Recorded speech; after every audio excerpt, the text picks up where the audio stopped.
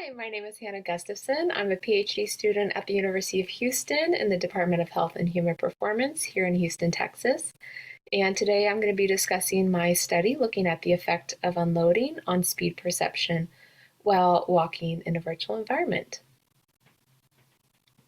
So a little bit of background. I'm interested in human spaceflight, particularly how we can optimize workouts while in space. And so currently on the International Space Station, they have a treadmill that crew members use on an almost daily basis just to keep their bodies healthy. However, a lot of this time is spent looking at a very small monitor, and it's not a very scenic room that they're in on the space station. So recently there was one study that looked at how VR headsets could be used while cycling on the space station, and that was particularly just for psychological enrichment. So, can you, improve someone's day or their attitude towards working out when you have a more scenic view, and it can kind of motivate you to work out. So this kind of inspired me to think of how this type of technology could be used on a future moon base camp. So as I'm sure many of you know, NASA has the Artemis program, which is returning to the moon. And so Artemis 3 will be set to land on the moon around 2025. And the missions following that will be establishing a permanent lunar base camp. And so while crew members are on the moon, eventually they will need to have some sort of exercise routine while they are staying in this base camp. And even though they're inside a module, they will still be at 1/6 gravity. And they might be able to have some sort of added resistance, similar to how they, bungee cord themselves in to the treadmill on the space station. But for now, we'll just assume that they will be at 1/6 gravity. And so I propose that a virtual reality headset could provide psychological enrichment during long duration exercise, similar to how the VR headset was used while cycling on the ISS. However, in order to prevent any motion sickness or cyber sickness from the headset, the crew member needs to perceive the speed in virtual reality to be the same as their own speed. And so if they're following a workout protocol and they're doing intervals where they're going faster and slower, you need the speed in the headset to also change proportionately so that the crew member is not getting motion sick while they are trying to exercise. And also, running or walking in different gravities has been shown to be a lot different than in Earth gravity. And so one study looked at running in lunar gravity and how it has a different walk-to-run transition speed of about 3.1 miles per hour compared to the average walk-to-run transition speed of 4.5 miles per hour. And I believe that was done on a parabolic flight in simulated lunar gravity. Another study was done looking at how subjects on standard treadmills that you might find at your gym, those subjects require a faster visual speed in order to perceive it as equal to their own speed. And that difference in speeds was exaggerated the faster the participant was going. And they found with their sample size that that was up to a 31% underestimation of speed.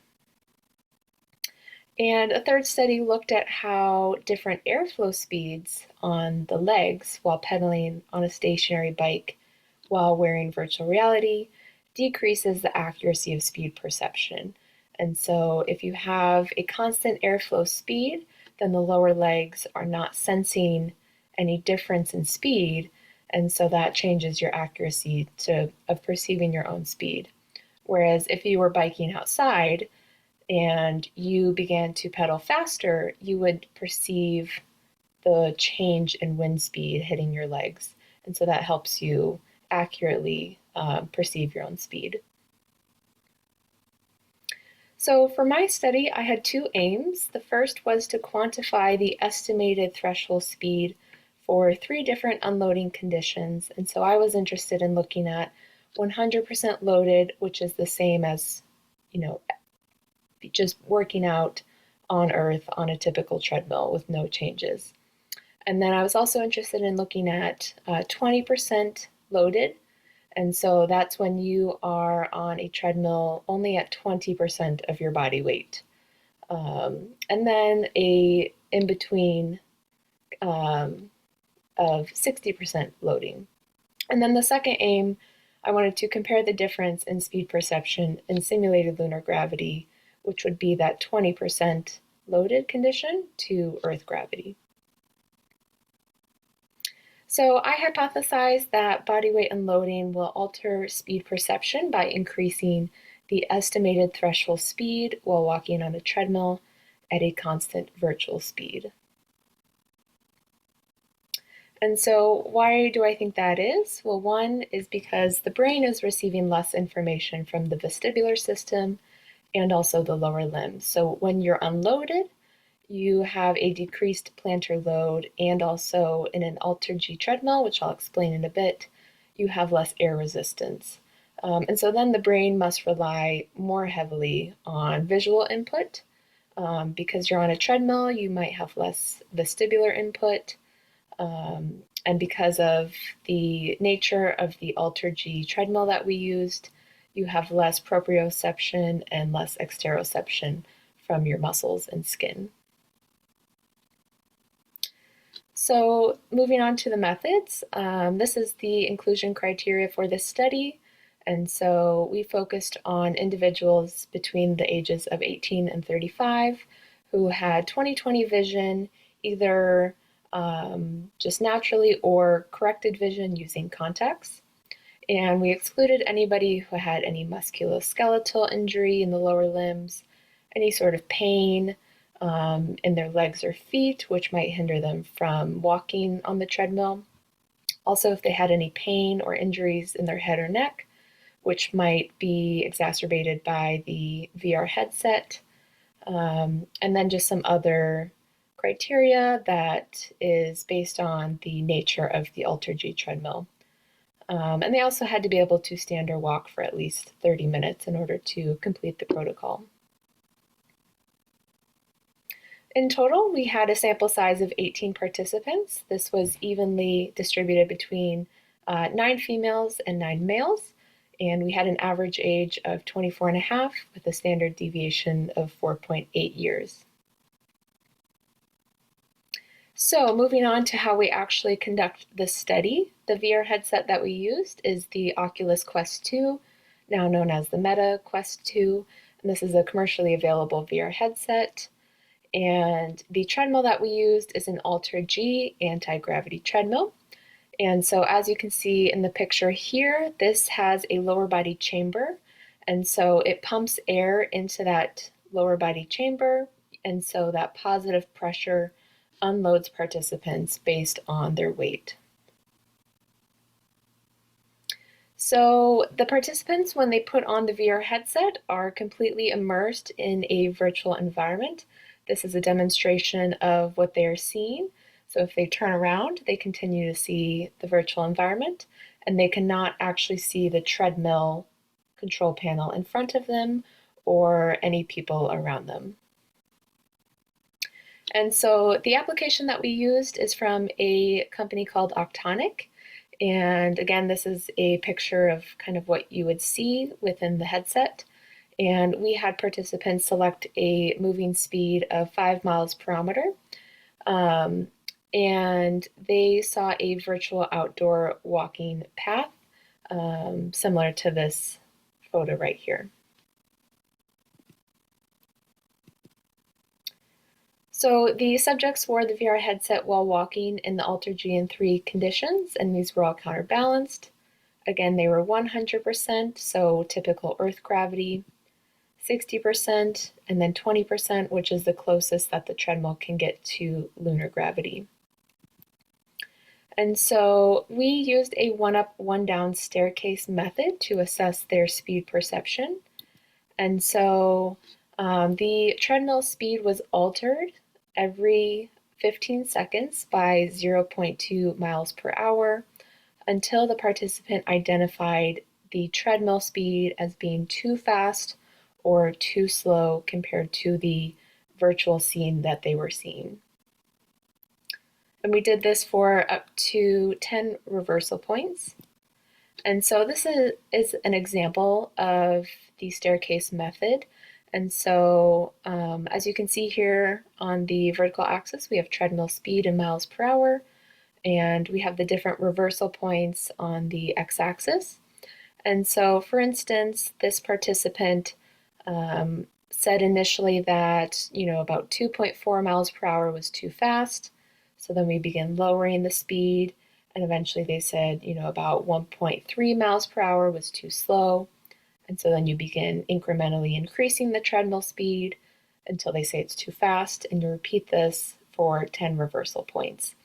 And so this gives you an estimated threshold speed, which is the red line there, and that is an average of all of the too fast and too slow speeds. And so this method allows you to have a better repeatable answer from the subject. Whereas if you were to just ask a subject to try and pick one walking speed that matches the virtual scene, they might find that very difficult because there is a range of about 1 mile per hour where they perceive it as equal. And so this just allows us to have a better idea of the estimated speed that would be considered perfectly matched to the virtual scene. So these are our preliminary results. And so we looked at the 3 different conditions and the average speeds of each participant and then averaged those into group means. And so as you can see, as participants were unloaded closer to simulated lunar gravity, their estimated threshold speed increased. And so that is similar to what we expected to find based on our hypothesis. So the implications of this study is that hopefully this will help to design a workout regime for moon-based astronauts, and potentially you could sync a treadmill to a VR headset software so that any changes in speed of the treadmill is perfectly correlated to the VR scene. And you could do this with individual crew members because there are individual differences in speed perception, and so you could tailor it to each specific crew member. And again, this is just important to prevent motion sickness if you are going to be using VR while on a treadmill. And you would want to do this because it does, I think, improve mental well-being. All of the participants in this study found, walking in this virtual scene for, 15 to 30 minutes to be a very fun, unique experience, and they all enjoyed it. And so it clearly provides some psychological enrichment. And these results will also contribute to the current debate about sensory reweighting and how individuals may kind of reweight their different senses. So in this case, using the altered G, they lost lower body proprioception to some degree. And so then they might have to rely more heavily on their visual system. These are the references that I used in the background. And I just want to thank you for listening. And if you have any questions or would like to reach out to me, this is my email here. And thank you for listening.